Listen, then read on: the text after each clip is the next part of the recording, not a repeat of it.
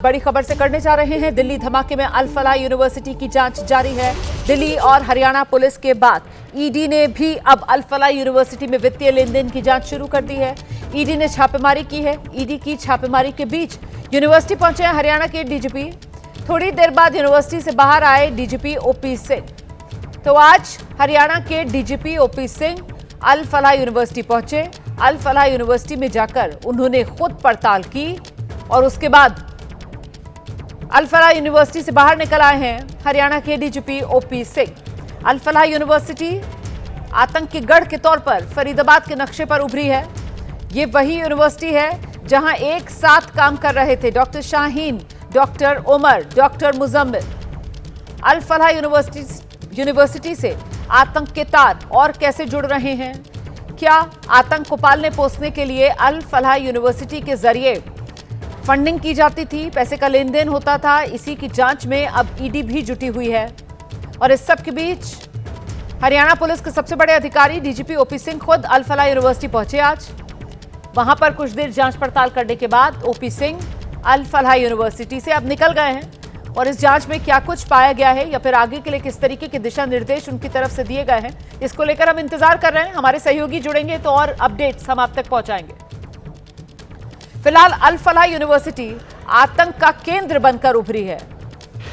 सीधे आपको लेकर चलेंगे। हमारे साथ हमारे सहयोगी सुशील पांडे इस वक्त मौजूद हैं और जरा सुशील से ही जानते हैं। सुशील, एक तरफ अल फलाह यूनिवर्सिटी और उससे जुड़े कई ठिकाने जिसमें अल फलाह यूनिवर्सिटी का वो हेड ऑफिस जो दिल्ली ओखला में है वो भी शामिल है। वहां पर ईडी वाला एक्शन, ईडी की रेड देखी जा रही है। और दूसरी तरफ आज अल फलाह यूनिवर्सिटी कैंपस में हरियाणा की डीजीपी पहुंचते हैं। क्या जानकारी मिल रही है? देखिए रोमाना जी, 7 घंटे से भी ज़्यादा का समय बीत चुका है और अभी भी अगर आप तस्वीरों में देखिए तो किस तरह से जो ईडी की रेड है वो लगातार जारी है। और 7 घंटे यानी कि सुबह 5 बजे ईडी ने 25 लोकेशन पर एक साथ छापेमारी की थी। जो अल फलाह यूनिवर्सिटी के एडमिन ब्रांच से जुड़े हुए लोग हैं, जो मैनेजमेंट से जुड़े हुए लोग हैं, करीबी लोग हैं, उनके ठिकानों पर ये छापेमारी चल रही है। और ईडी की जो टीमें हैं, यानी कि 2 गाड़ियों में ईडी की जो टीमें हैं वो आई हैं। आपको ये गाड़ी दिख भी रही होगी। जो पैरामिलिट्री फोर्सेस है उनको तैनात किया गया है और ये छापेमारी लगातार चल रही है।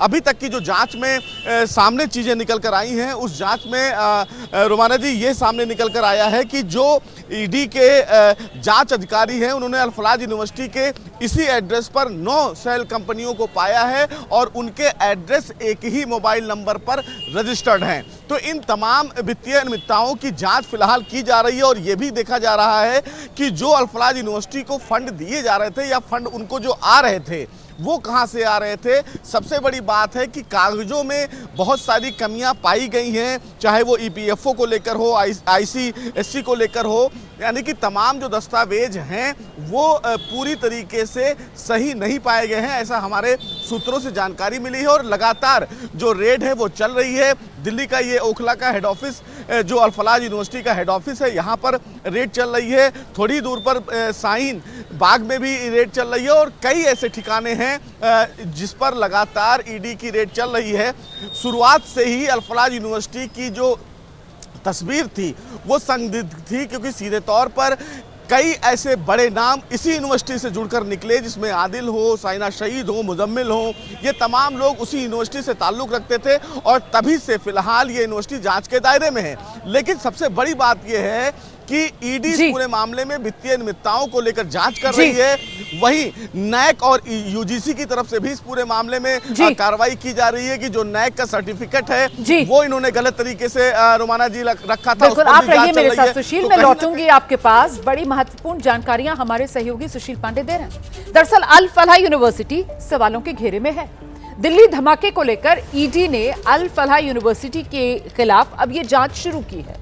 इसको लेकर ईडी की टीम्स और दिल्ली में अलग अलग करीब 25 ईडी की टीम्स जिन्होंने छापेमारी की है अलग अलग ठिकानों पर। ये अल फलाह यूनिवर्सिटी ओखला में इसका हेड ऑफिस है। एक टीम हेड ऑफिस में पहुंची और वहां जाकर जो वित्तीय लेन देन और उसमें जिस तरीके की अनियमितताएं हैं उसी की पड़ताल की गई है। अल फलाह के 25 से ज्यादा ठिकानों पर आज सुबह से ईडी की छापेमारी चल रही है। आर्थिक गड़बड़ियां, मनी लॉन्ड्रिंग मामले में ये छापेमारी चल रही है। ग्रुप का फाइनेंस प्रशासन संभालने वालों पर शिकंजा कसता हुआ नजर आ रहा है। अल फलाह की 9 कंपनियां एक ही पते पर रजिस्टर्ड। शेल कंपनियों का ये खेल, जिसका बड़ा खुलासा हो रहा है अब तक की जांच में। अल फलाह से जुड़े कई लोगों से भी पूछताछ की जा रही है। ये जो कंपनियां रजिस्टर्ड हैं, इनके रिकॉर्ड खंगाले जा रहे हैं। दस्तावेज फिलहाल चेक कर रही है एजेंसी। शुरुआती जांच में शेल कंपनी बनाने के सुराग मिल रहे हैं। कई कंपनियों में एक ही मोबाइल नंबर है, एक ही ईमेल का इस्तेमाल है। बैंक स्टेटमेंट में सैलरी ट्रांसफर बहुत कम पाई गई है। कंपनी के एचआर से जुड़े कोई रिकॉर्ड ही नहीं मिल रहे हैं। वहीं यूजीसी और नैक मान्यता को लेकर भी जो कुछ दावे अल फलाह यूनिवर्सिटी की तरफ से किए गए, वो शुरुआती नजर में संदिग्ध पाए गए हैं। उसको लेकर भी जांच जारी।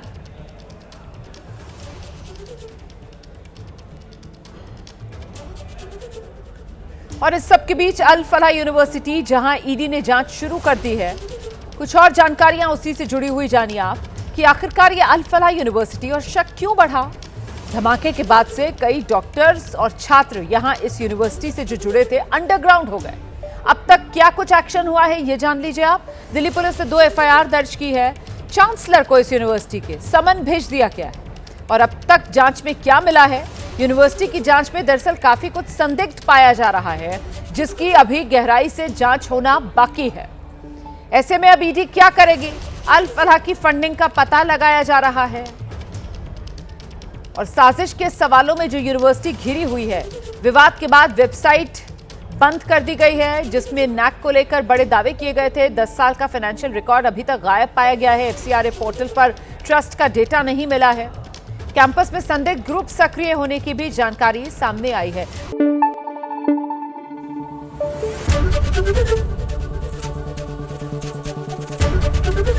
एबीपी न्यूज आपको रखे आगे।